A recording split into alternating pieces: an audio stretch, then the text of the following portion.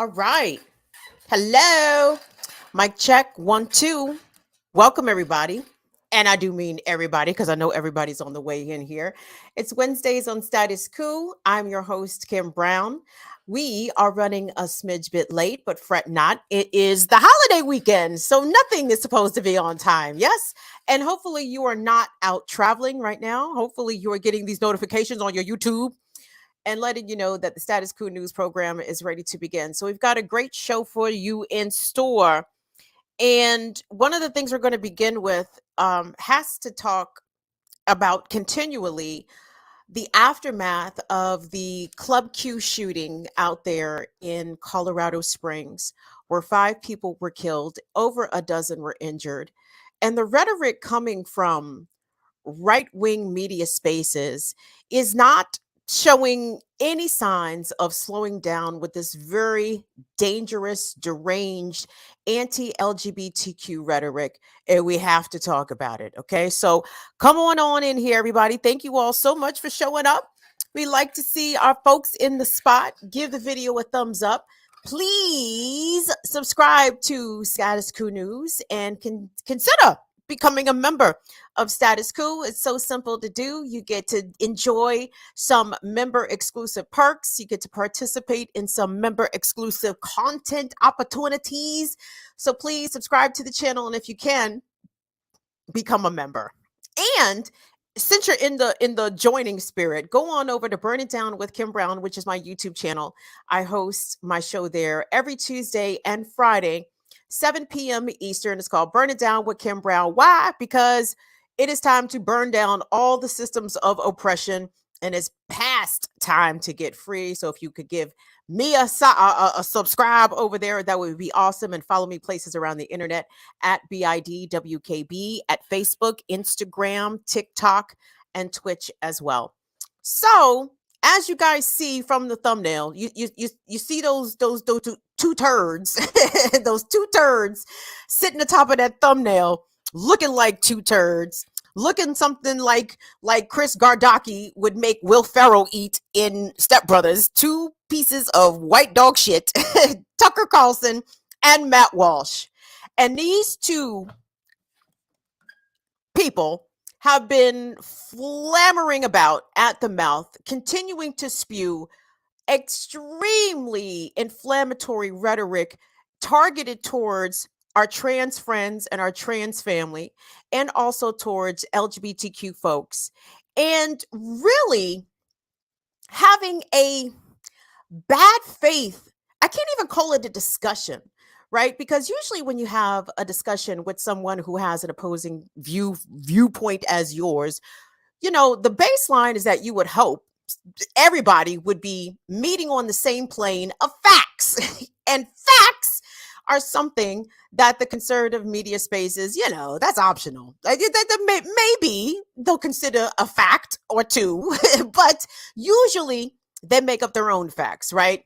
Truth is a malleable thing. It is not something that is finite, which is extremely scary because, again, we're not operating on the same plane as people who are clearly delusional in their own cacophony of a political ideological world, right?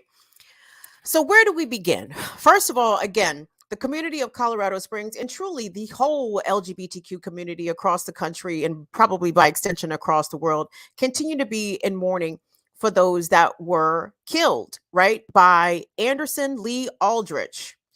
Not his original name, by the way. Heavy.com did a really interesting 5 things you need to know about 22-year-old Anderson Lee Aldrich, who was accused of being the mass shooter at Club Q.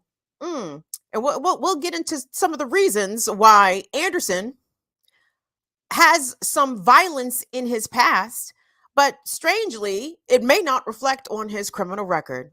Funny how that works. But let's start with the original 2 pieces of white dog shit that Chris Gardocki made Will Ferrell eat in Step Brothers, Tucker Carlson and Matt Walsh. Can't you guys see how clearly tickled I am with myself about that comparison about those 2 folks? So let's start with Tucker Carlson. And this is a clip. And now listen, I don't even know. It's really impossible to clip Tucker's show, because really you could play the entire hour and stop it at different points, very quickly, easily debunk his unfounded racist rhetoric and transphobic and homophobic rhetoric and keep it pushing, right? But there's so many things to get into. And one of the things I want to play has to do with this obsession that the right wing really has with children's genitals. They are very much invested in the genitals of children. And I'm very confused by that, because as an adult, I can tell you there is nothing about children's genitals that interests me. Even if I were a parent, are the genitals clean? Are they unbothered? Okay, then I think everything is fine. But no, Tucker Carlson, Matt Walsh, Dana Loesch, all these dickheads are just filling hours of their content platforms talking about kids' genitals. Weirdos, right? So a lot of this I feel is projection, and I'm gonna get into that in a moment, because you only talk about shit that's on your mind, right? And again, as much as they are openly wondering about the Balenciaga ads, I am openly wondering why children's genitals are of such an utmost concern to people who are not the parents of these particular children. But I digress. So let's get into Tucker Carlson. This clip that we're going to hear is Tucker fundamentally not understanding medicine and surgery. And instead of calling the gender affirming surgeries that some trans children receive, he calls it mutilation.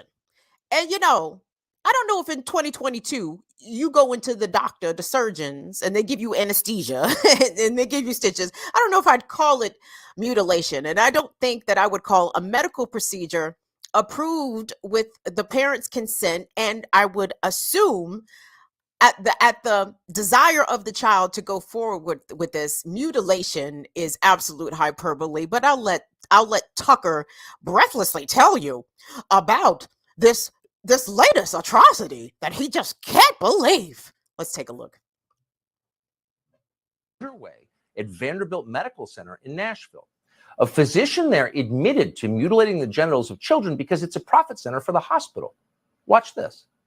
These surgeries make a lot of money. So female to male chest reconstruction can bring in $40,000. A patient just on routine hormone treatment, who I'm only seeing a few times a year, can bring in several $1,000s, because that requires a lot of visits and labs. It actually makes money for the hospital. It actually makes money for the hospital. Now, if you were a muckraking reporter with a conscience, that would be the story of a lifetime. It's all there on tape. A doctor admitting they're mutilating the genitals of children for money, naming the dollar amounts. How could you pass that up? But everyone passed it up. No other way at Vanderbilt Medical Center in Nashville. A physician there admitted to mutilating the genitals of children because it's a profit center for the hospital. All right. So there's Tucker Carlson. Trust fund baby Tucker Carlson, Swanson, Frozen Beal, Air, Tucker Carlson, someone who clearly has a fundamental misunderstanding about the way the American healthcare system works. No one told Tucker Carlson that the entire healthcare system in this country is a for-profit machine. It doesn't matter what procedure you're going in for, Tucker. The hospital is making money. If you get a Band-Aid, the hospital's going to make money. If you use tissues, the hospital's going to make money. If you receive ibuprofen or aspirin, the hospital is going to make money. Now, I know that is appalling, right, Tucker? But if you read something else besides Fox News and the Daily Caller and Red State and whatever hell else, Breitbart, maybe. And how about this? Even if you listened to the actual needs of your viewers, a lot of whom I assume are not financially well off, and a lot of them are probably having their own healthcare problems, given the age and demographic of the Fox News viewer. But it's so funny to me for this dingbat to cherry pick gender affirming surgeries as that's the healthcare outrage that people should be clutching their pearls about. Not the fact that if you have diabetes, your insulin is not free. Thanks, Eli Lilly. The fact that if you have cancer, if you have any disease at all, childbirth is a profit generating procedure for every single hospital, Tucker. This is why I certainly implore liberals and Democrats to be sparing when trying to debate the right, because it's not a good faith argument, okay? He wants to be so upset about the dollar amount that gender affirming surgeries cost. I don't hear him that upset about how much healthcare costs in this country, period. For routine exams, for routine cancer screenings, for a lot of things, medical debt is what's saddling many Americans with burdensome economic situations, yes.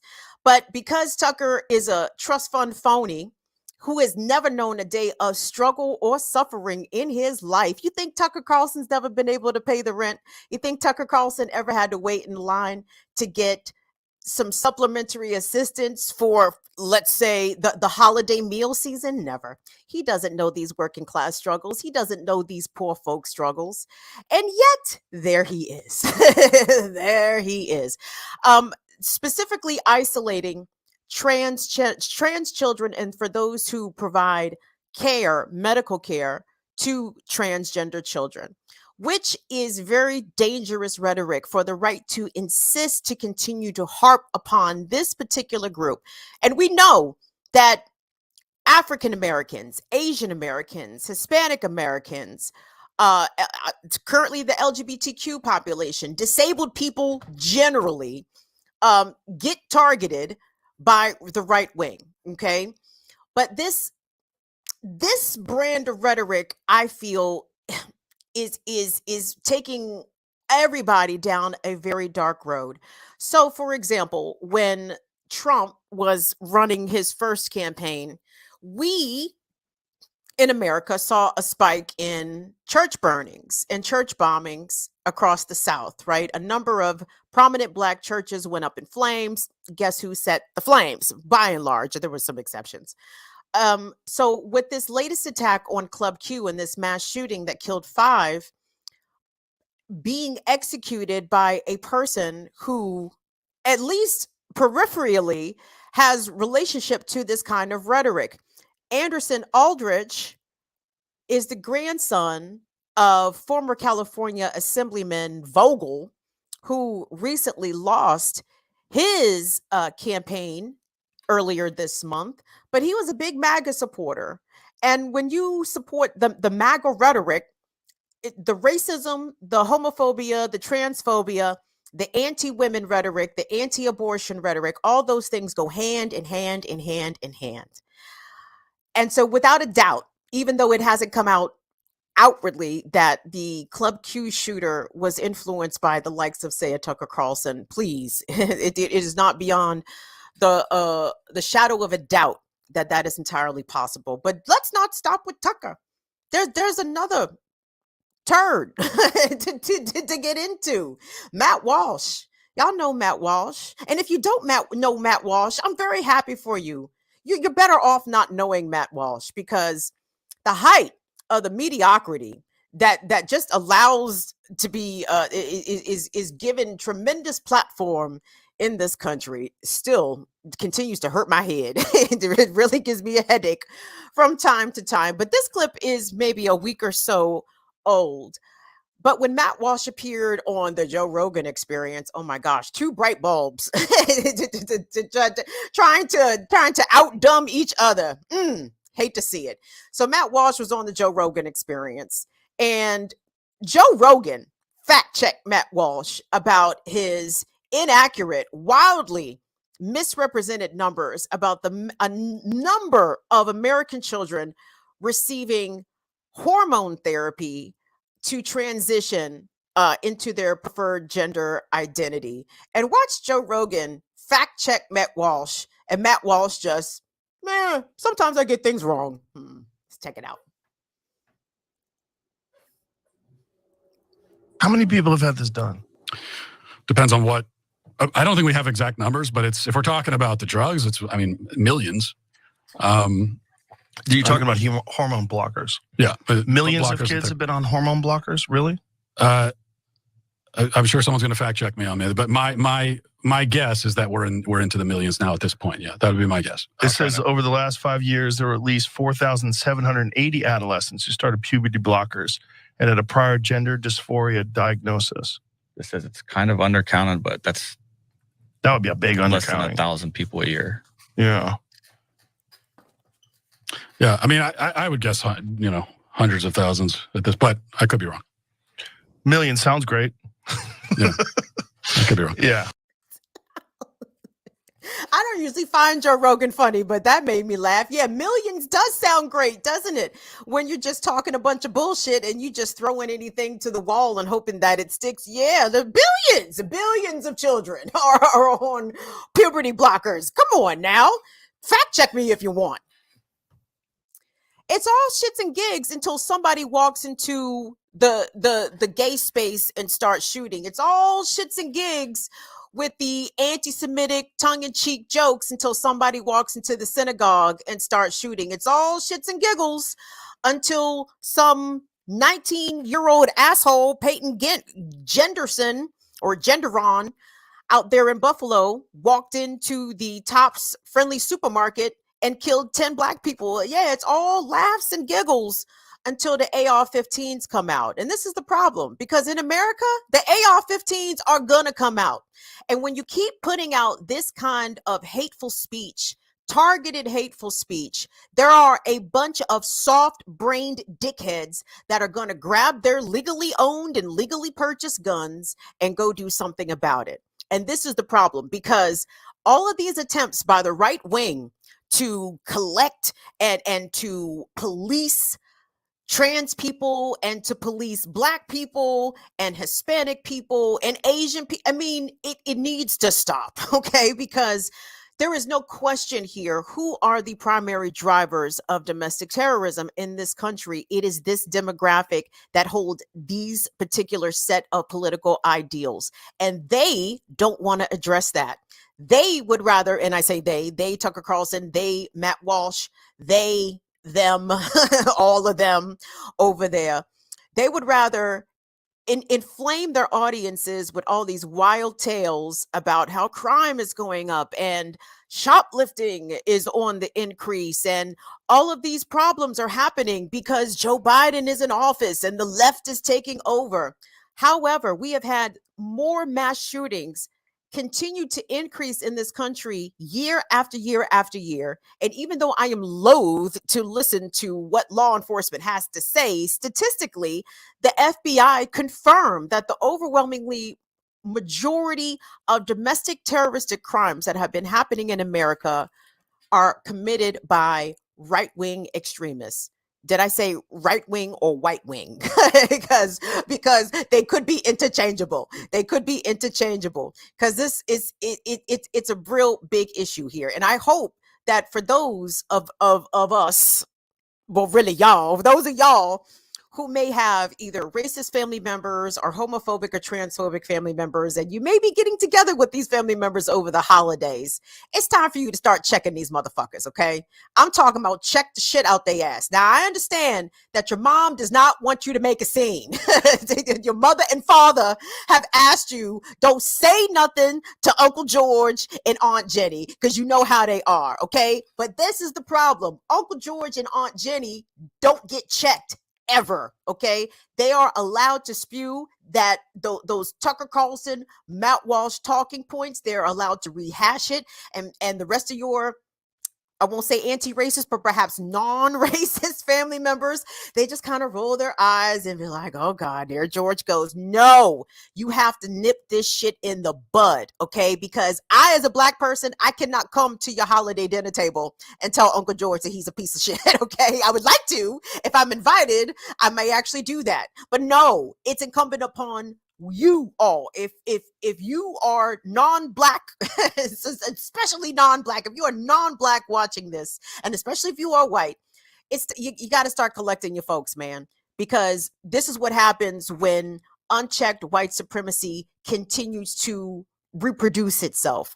Okay, that young man in Colorado Springs, the one who shot up the Buffalo supermarket, the one who shot up the 4th of July parade in Highland Park, Illinois. These are young kids. These are 18, 19, 20, 21-year-old kids. This whole notion that, hey, racism and homophobia and all this shit, that it'll die out when the old racists and homophobes die out. Wrong. That is wrong. That is very wrong-minded thinking, because racism and these sort of phobias reproduce themselves. They are passed down. These are learned behaviors. And if nobody is checking the shit out of Uncle George, then you get your cousin Peyton, who has these wayward ideas, and some dumbass bought Peyton an AR-15 for Christmas. So it is imperative that these conversations start at home. But I want to continue about the LGBT and anti-LGBTQ rhetoric that is happening out here, because the whole concern for children coming from the right-wing conservative talking spaces is completely phony. These people don't give a goddamn about kids, and I don't know what else they can do and say and show as part of their policies to confirm that to us, right? For example, currently we are in the middle of what they are calling a triple-demic. COVID may not be killing as many people as it has killed, but make no mistake, COVID is still out here killing people, and we are seeing a big increase and an early onset of the annual flu season, right? Not to mention the RSV apparently is jumping on the children with no end in sight, okay, to the point where a number of hospitals, big hospitals across the country, Seattle, Boston, Minneapolis, are reporting that they are way over capacity at some of their pediatric ICUs for having to treat children who are suffering from RSV. Now, how does this pertain to conservatives not giving a fuck about the kids? I'll tell you, because part of the reason why we had such a inconsequential influenza season 2021 and 2020 was because of the lockdown in part, but also because of the amount of mask wearing and social distancing that was happening, right? So because capitalism wants to capitalize, and because white supremacy tells us we're not gonna take it, you cannot make us wear masks. No, you can't make them wear masks, okay? They don't want to wear the mask. Ergo, therefore, RSV is in the air, circulating very heavy, jumping on the kids, and a very easy way to stem the transmission of RSV would be to resume mask wearing. In fact, I did a story last week on my channel where some prominent doctors in Ontario, up in Canada, were begging the provincial health officials there in Ontario to reinstate a mask mandate because the hospitals were at such capacity treating children who were dealing with very serious cases of RSV. So I ask you, have you heard Tucker Carlson or Matt Walsh and them say, hey, we're really concerned about the amount of kids who are being hospitalized with very serious respiratory illnesses, to think about the kids and the well-being of the kids? Maybe we should start wearing our masks. Have you heard any such suggestions coming from Fox News? No? Okay. That's what I thought. Getting back to the kids real quick. Do me a favor, Colin. Let's pop up that University of Washington, washington.edu press release, because all this concern about all these anti-trans legislation. By the way, NBC News did an analysis and they found that over 260 anti-LGBT laws were proposed in the year 2022, which was a record.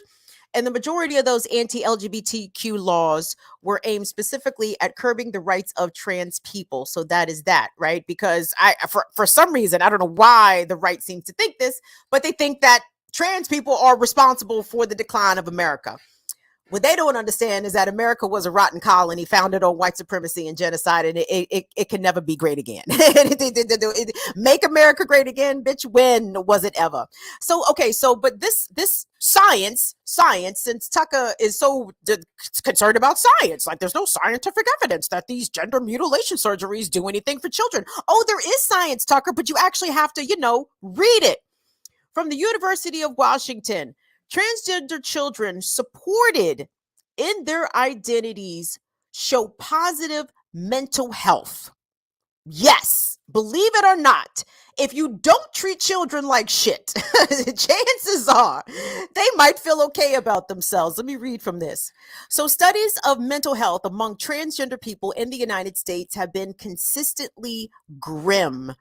And it shows that there are higher rates of depression, anxiety, and suicide. But there is almost nothing known about the mental health of a new and growing generation of transgender Americans, prepubescent, who are living openly as transgender with the support of their families. How do those children fare in an environment of openness and family support? When their gender identity is affirmed, are they happy? Well, a new University of Washington's research suggests that the answer is yes. Published February 26 in Pediatric, the study is believed to be the first to look at the mental health of transgender children who have, quote, socially transitioned, changing their preferred pronouns and typically changing their names, clothing, and hairstyles. All seems very basic stuff. I don't see no gender mutilation listed, but ain't no gender mutilation. It's surgery, you dumb fuck. Not y'all. I'm talking about Tucker Carlson, of course. The research shows, and it found that in the 73 children that they surveyed between the ages of 3 and 12, those children had higher rates of depression and anxiety, no higher than the two control groups. Their own siblings was one control group of the 73 kids aged 3 to 12. And the other control group was that of age and gender matched children. And the rates of depression and anxiety were significantly lower than those of gender nonconforming children in previous studies. So the findings also go on to say, according to the lead author, Christina Olson, who challenges long-held assumptions that mental health problems in transgender children are inevitable, or even that being transgender itself is a type of mental disorder. Quote, the thinking has always been that kids who are not acting gender stereotypically are basically destined to have mental health problems, said Olson, who is a University of Washington assistant professor of psychology. In our study, that's not the case. The co-author, whose name is Katie McLaughlin, who is also a UW assistant professor of psychology, called the findings, quote, incredibly promising. Quote, they suggest that mental health problems are not inevitable in this group and that the family support buffet these children from the onset of mental health problems so commonly observed in transgender people, she said. The study involved having parents complete 2 short surveys, and basically they asked the parents every week or every night whether or not their kids were feeling anxious or depressed before they went to bed. And the findings showed that the trans children experienced comparable rates of anxiety and depression as children who were, cool with their gender assignment, so to speak, their gender assignment at birth. So when talking about kids and mental health, trans children, when they are supported by their families first. So imagine, so that's the outcome of the study. Again, and I'm sure there will be more studies like this, and I encourage you go to washington.edu and read for yourself their findings of this particular study. But at the end of the day, when you don't treat kids like shit, you'd be surprised at the happiness that can bloom from a child when they are supported, when they are affirmed. And I think us as a societal whole, I mean, I'm talking about everybody here, including those right-wing dickheads. But let's be clear here. Gender is a colonial construct, okay? The concept of man and woman only is a very Euro-centered thing, okay? When our indigenous brothers and sisters and non-conforming folks talk about two-spirit, I want you to really deep what that means, right? It is the concept of multiple energies, people being able to personify different energies that can often be assigned to specific genders, right? And this is really found in cultures across the world. It's only the colonizers, the colonizers said there's only one man and one woman. Is that right? Coming from the King James Bible, I see.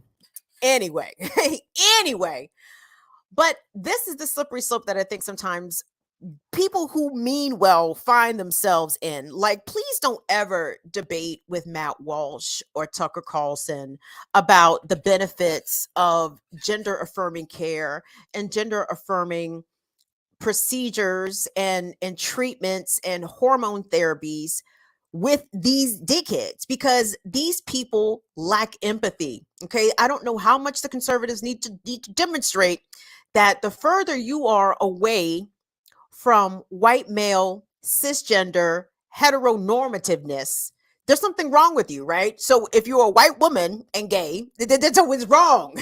You're too far away from straight white maleness. Okay, you're too far away. So the further you are away from that prototype, from that phenotype, they will try to do things to punish you and try to correct you, right? That's all assimilation ever was, trying to steal indigenous children and Black children too away from their families and make them adopt more Euro white centric principles and ideals. And what do those principles and ideals look like? Well, let's see. Let's go examine perhaps some of the folks that I think Tucker Carlson and Matt Walsh think care about the children. So which one should we go to first? Let's go to Santa Fe, shall we? Let's pull up that Santa Fe piece, because if you guys did not know, and maybe this might be taking you by surprise, but did you know in the year 2022 that the Catholic Church is still settling sex abuse lawsuits in 2022? Yes, because the Catholic Church and their clergy were doing unfathomable amounts of child sexual assault. This piece says the Santa Fe Archdiocese files plan for $121 million abuse settlement. Huh? Did Tucker Carlson talk about that? Matt Walsh talk about that? The Archdiocese in Canada, I believe it was in Nova Scotia, Halifax, in there also recently settled a $10 million lawsuit with survivors of child sexual abuse from the Archdiocese there. But I know, wait. But Tucker might say, but Kim, that's old. We've known about the Catholic Church. Yes, we have. Have you talked about the Catholic Church there, Tucker? I doubt it. Well, then let's hit something a little closer to home. Originally reported by the Houston Chronicle earlier this year, the Southern Baptist Convention. Yes, all those Bible thumpers, all those Bible thumpers down south. Oh yeah, their upper echelon folks were covering for decades many allegations, hundreds of allegations of abuse, domestic, sexual, etc. Is Tucker and Matt Walsh, are they calling for, anti-Southern Baptist Convention laws? I doubt it. Let's take a look at this piece from CBS Morning, just to kind of give us a little bit of a recap as to what was happening with the Southern Baptist Convention as it pertained to child sex abuse right here in the United States. Let's take a look. Cataloged internally for more than a decade, with little to no follow-up or discipline for alleged perpetrators. Even as SBC leadership was made aware of accusations facing clergy, the report says its main concern was, quote, avoiding any potential liability. The independent investigation commissioned by the Southern Baptist Convention concluded that members of the group's executive committee responded with resistance, stonewalling, and even outright hostility to almost 2 decades of sexual abuse allegations against clergy. According to the report, they kept a secret running list of accused Baptist ministers to avoid being sued, even as the committee publicly claimed it didn't have the authority to create such a list. More than 4 400 people on it were believed to be affiliated with the SBC at some point. But the report quotes a May 9th, 2019 internal email where the SBC's then general counsel called the focus on sexual abuse, quote, a satanic scheme to completely distract us from evangelism. Every day is a struggle since I've come forward publicly.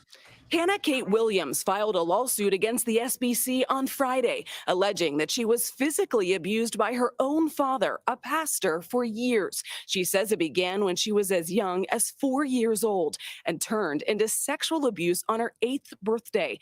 But when she sought help from the SBC leadership, she says nothing ever happened. When I was kicked down, I was called a liar. I was called mentally deranged, incompetent, an enemy of God. The report says the SBC used its system of granting churches autonomy to deflect accountability for local offenders. But allegations of abuse go up to the very top, including a sexual assault claim against former SBC President Johnny Hunt, which he denied in a Facebook post Sunday night. What, as a survivor, would you like to see change? I would like to see leaders taking the recommendations of outside experts, not as attacks on their beliefs, but as tools to protect those in their care. In a statement, the SBC's executive committee said it was reviewing the report and is, quote, committed to doing all we can to prevent future instances of sexual abuse in churches. We also reached out to Hannah Kate Williams' father for comment, but have not heard back. In the past few months, I've spoken with about a dozen other women and men who claim they were sexually abused by Southern Baptist Convention leaders. At the time of the alleged abuse, their ages ranged from 9 to 14. Those survivors are all past their statutes of limitations, which means they can't file a lawsuit in their respective states. Wow, sounds like there was a lot of grooming happening right there at the Southern Baptist Convention, huh? Lots of grooming. Most of the survivors, as the reporter said, that at least that have been accounted for between the ages of 9 and 13, lots of grooming clearly happening within the church, not just the Catholic Church, but in the Southern Baptist Protestant Church too. Has Tucker done a story about that? Matt Walsh, anybody? Laura Ingraham, anybody? Or is it Ingraham? Megyn Kelly, had they talked about this? No, of course fucking not. They haven't talked about this shit because it's way too easier to make whole reports about drag shows and drag queens being the real problem, right? Imagine the audacity of all of this shit. Like these people, Tucker Carlson, Laura Ingraham, Megyn Kelly, all them, those right-wing talking heads live in these very grand glass houses and they have no problem chucking cinder blocks at other people. Madam, sirs, ladies, gentle people, do you not see where you live? Do you not see what your own neighborhood looks like? Do you not see what right-wing evangelical spaces are doing to children right under your nose? But you too busy trying to look past your own glass house at the gay club 5 miles down the road and concerning yourselves about what consenting people are doing, which is it's not staggering. None of this is surprising. It's just shaking my head worthy. SMDH, like that's all I can do, and laugh at the idiocy coming from the logic of the right. It doesn't make any goddamn sense whatsoever. Hold on. I have a couple more points I wanted to get to, because at the end of the day, y'all, let's be clear here. So there is no community that is immune from child sexual assault, right? It is a scourge that affects literally every single aspect of our society, every racial group, every gender identity group, every socioeconomic group. You will find people who are both the perpetrators and survivors of child sexual assault. And the right knows this. I guess they know. I don't know what the fuck they know. They talk like they really don't know much, but they have an objective here. And their long-term objective when it comes to trans folks and anti-LGBTQ policies that they support, to me is a very scary one. Because when you start to target, name, and dehumanize very specific groups, making up things about them, about their culture, about the ways they interact, what you are doing, you are othering them, and thereby othering them, you are making them less than human, which makes it far more easier to attack and to kill them. Okay. Like when the Holocaust first, when they was revving it up, right? They didn't just start rounding up Jewish people and putting them on the backs of trucks and taking them to concentration camps. No, there was a propaganda war that was very effective and very well executed to dehumanize Jewish people, to make it easier for the rest of society to accept the maltreatment and eventually the extermination of the Jewish people of Eastern Europe. So like this, I feel as though this exact same playbook is being ran right in front of us when it comes to our LGBTQ folks and our trans brothers and sisters. And I'm telling you, I tell this to, I assume, is my Black audience on my channel and when I'm on Black Power Media. Like it is so important that we as marginalized communities and even within marginalized groups, we have to check that shit within our own spaces as well. You know what I'm saying? There is, I can't say significant, but perhaps it's a vocal minority of Black folks who are anti-gay and specifically anti-trans. I know, in my opinion, you know, Chappelle didn't help. Dave didn't help with them jokes, but that helped to illuminate and sort of bring to the surface some of these semi-widely held views that were able to be checked in real time. When people started talking that anti-trans shit, those of us who support the gay community and in the gender nonconforming community, we said, nope, no, cut that shit out. Because if we deep it, and per the results of the latest HRC Human Rights Commission report, just authored or just rather released possibly this week or maybe last week, but shows that the amount of transgender murders in America has gone up. I believe so far in 2022, there have been 32 trans people who have been killed, murdered, intentionally killed in America. And an overwhelming majority of those have been Black trans women. Okay. So, you know, even within marginalized communities, there are the most marginalized of the marginalized. And that is the gay and the trans community, at least from my perspective within the Black community. But it wasn't Black folks that shot up this club. Okay. It was not Black folks that went in there and shot up Club Q. And it wasn't Black, and not to say that Black people don't commit mass shootings, but the way that these mass shootings are executed is, to me, decidedly different, right? Because Peyton Gendron in Buffalo was targeting Black people. He was an admitted white supremacist.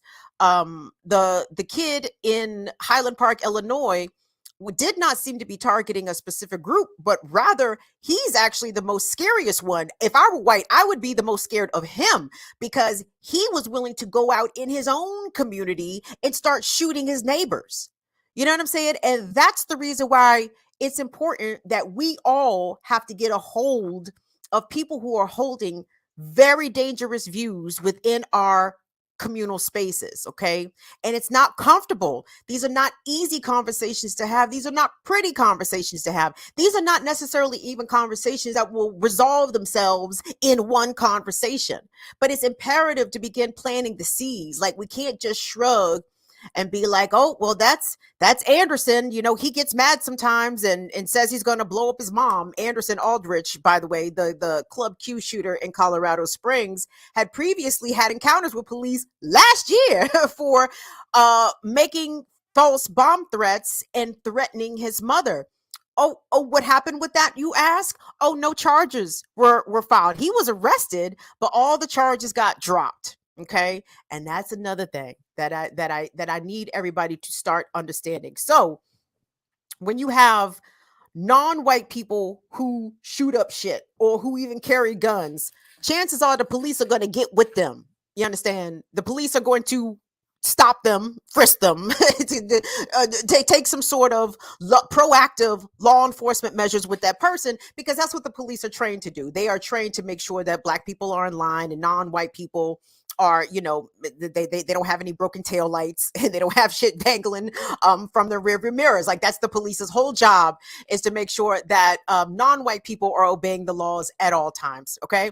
The difference is that when, especially white men, young white men of a certain socio-economical background, when they get in trouble, there are so many controls in place, so many layers of social safety net and security that come in to make sure that they don't actually remain in trouble, right?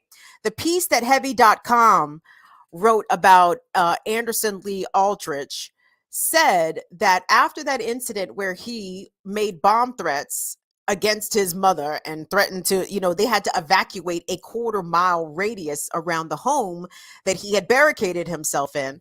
After that incident happened, his mother was on Facebook asking her Facebook friends if they knew a good criminal defense lawyer. Okay. Well, apparently they found one, because there is no formal record of Peyton. He's not Peyton. They're all confused. Anderson being charged, or he does not have a record pertaining to that incident, which is amazing when you think about it, right? You can engender an entire whole ass police response. You can have your whole neighborhood evacuated. You could go on Facebook Live like he did, telling the cops to come and get him, being very using a lot of bravado and being confrontational on Facebook Live, and there not be a actual paper trail in the law system about it. There was articles written about it, and heavy.com went on to report that Anderson had contacted a Colorado area publication that had covered this incident with him making these bomb threats, and asked them to either take the story off of the web or to update the story that he had not been charged. And apparently he got indignant when the publication refused to do so. And fam, if y'all know volatile young people, you're not doing them or society any favors by trying to cover up potentially an unraveling or unstable person, especially if they have expressed harmful views towards very specific groups of people.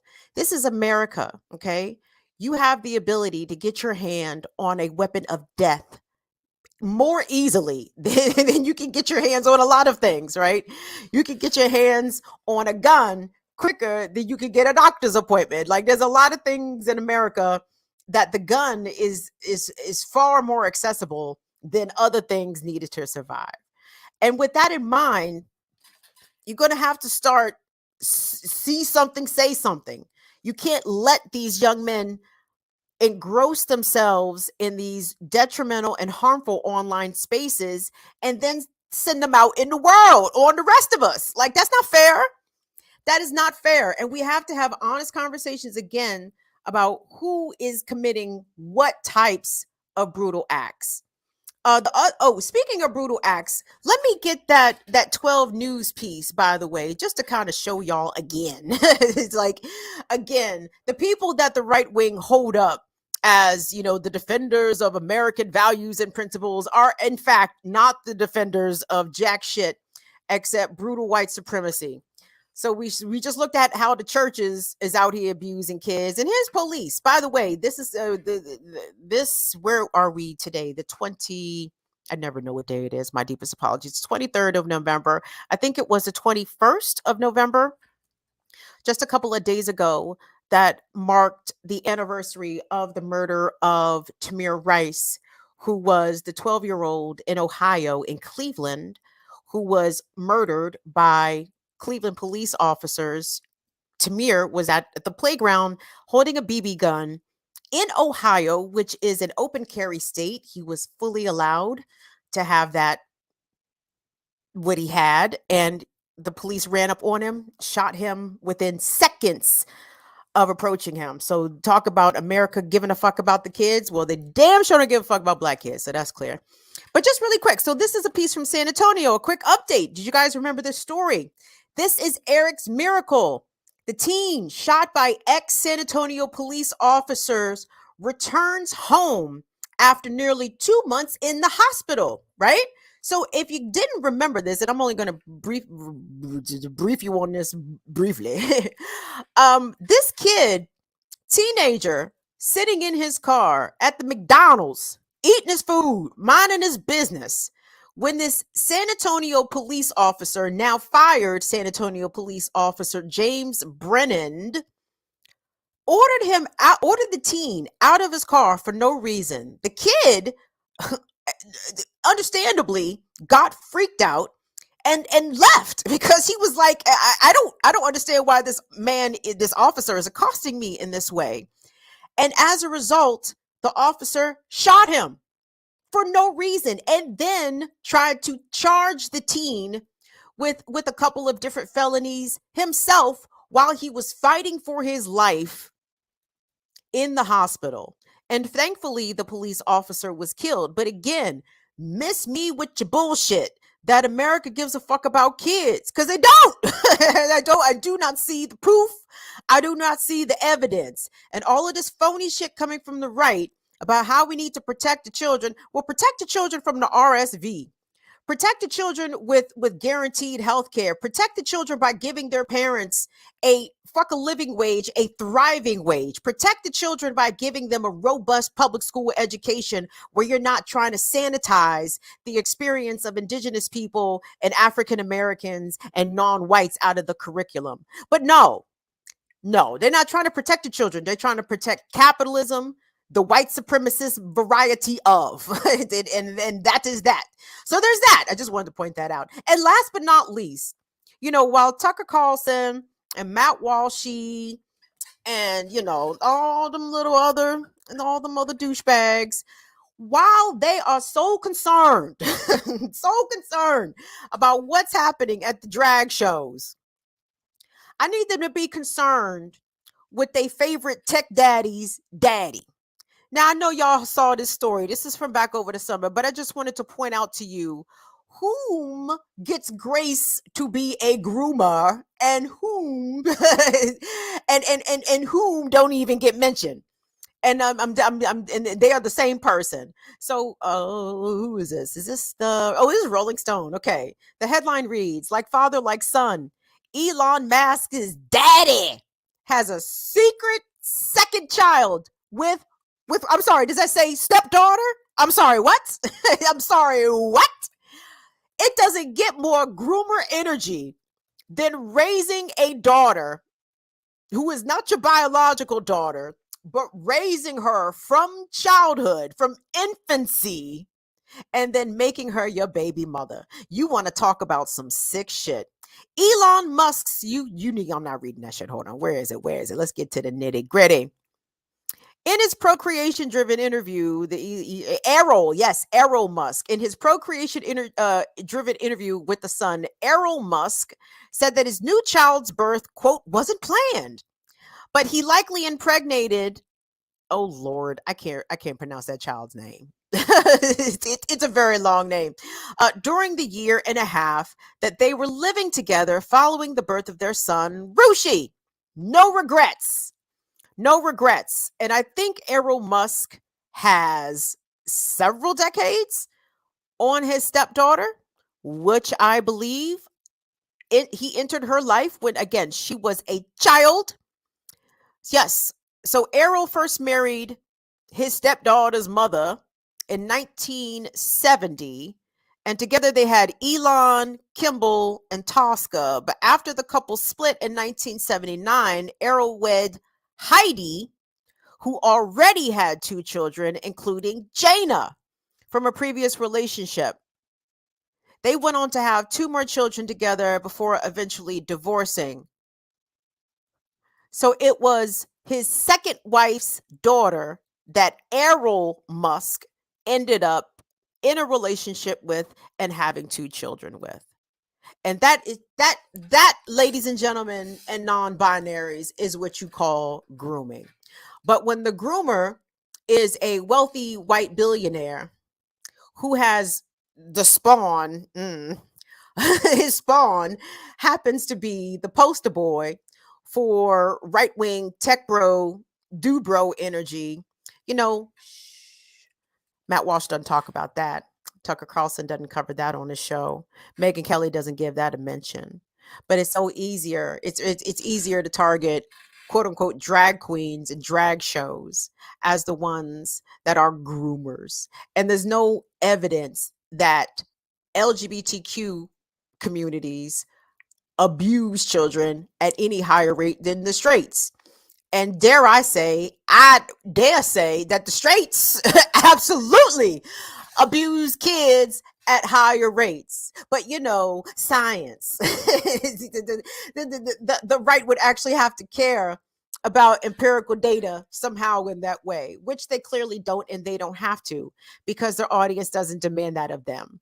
But we can demand that of ourselves, and we cannot engage in bad faith arguments with people whose entire brand of discourse is just grounded in vibes. It's just vibes. It's all vibes. So pick and choose your battles. But on this holiday season, I do encourage you to challenge. Make the holiday dinner uncomfortable. Have you guys noticed that I am deliberately not saying the T word? Because I want to try to participate in the unlearning of this American colonial mythology that the colonizing whites came over, and the indigenous people of this continent just said, fine, y'all just take the shit over. No, that's not what happened. That's not what happened. Okay. It's not what happened. That is not what happened. And don't recite that fable to your children, that the pilgrims and the natives sat together for one meal, because guess what happened the next day? The next day, the Indian villages were raided, their crops were burnt, and their land was taken. And it was a continuous shift westward, stealing of indigenous people's land, reneging on federally signed treaties that are still in existence to this day, that the United States government is still in violation of, treaties with these sovereign indigenous nations. And I want us to remember that and push back on that shit at the dinner table. Be appreciative, be grateful for spending time with your friends, family, and loved ones, but do not repeat that goddamn fairy tale about how the colonists and the natives was cool. Fuck that shit. It was theft. It was genocide. It was extermination. It was chattel slavery. It was capitalism. And here we are. Here we are. So have we talked enough? Okay, I think we've talked enough. Okay.